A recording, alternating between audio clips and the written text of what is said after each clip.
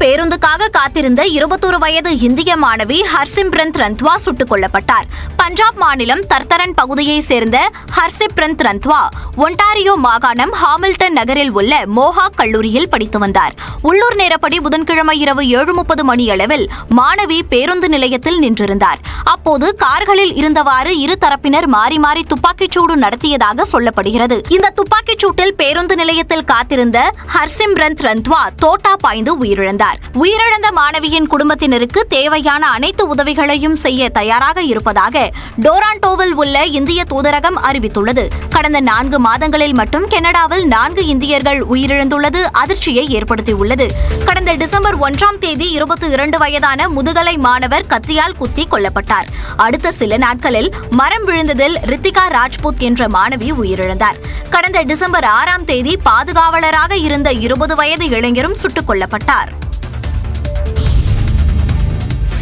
இந்தியாவின் கலாச்சாரம் மற்றும் அறிவியல் பாரம்பரியத்தை வெளிப்படுத்தும் வகையில் புதிய பாட புத்தகங்களுக்கு ஹிந்தியில் பெயரிடப்பட்டதாக NCERT விளக்கமளித்துள்ளது.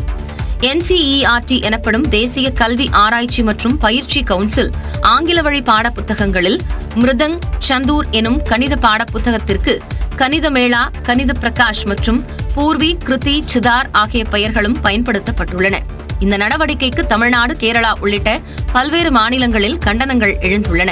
இந்நிலையில் NCERT-யின் எக்ஸ்தள பக்கப்பதிவில் இந்த பாட புத்தகங்களின் பெயர்கள் இந்திய மொழிகளில் இருந்து வந்தவை என விளக்கமளிக்கப்பட்டுள்ளது. கர்நாடக இசையுடன் தொடர்புடைய பரவலாக அங்கீகரிக்கப்பட்ட தாள வாத்தியமான மிருதங்கத்திலிருந்து மிருதங் பெறப்பட்டதாகவும், பூர்வி என்ற பாரம்பரியமாக அந்தி வேளையில் பாடப்படும் ஒரு ராகத்தின் பெயர் பயன்படுத்தப்பட்டதாகவும் தெரிவிக்கப்பட்டுள்ளது.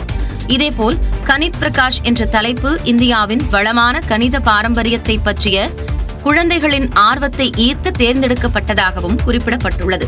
இந்திய மொழிகள் மற்றும் கலாச்சாரத்தில் பெருமையை வளர்க்க கணிதம், ஆங்கிலம் ஆகிய மொழி பாட புத்தகங்களுக்கு இந்திய பெயர்களை வைத்திருப்பதாக சர்ச்சைக்கு விளக்கமளித்துள்ளது.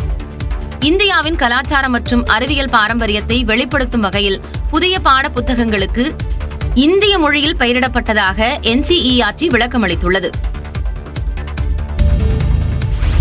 கூகுள் பே உள்ளிட்ட UPI பரிவர்த்தனைகளில் 2000 ரூபாய்க்கு மேல் செலவழிக்கும் போது GST வரி விதிக்கப்படாது என மத்திய அரசு விளக்கமளித்துள்ளது.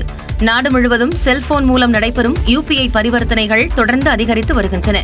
இதனால் UPI பரிவர்த்தனைகளுக்கு சேவை வரி விதிக்கப்படும் என தகவல் வெளியான போது அதை மத்திய அரசு மறுத்தது. இந்த சூழலில் 2000 ரூபாய்க்கும் அதிகமான UPI பரிவர்த்தனைகளுக்கு GST வரி விதிக்கப்பட உள்ளதாக தகவல்கள் வெளியாகியுள்ளன.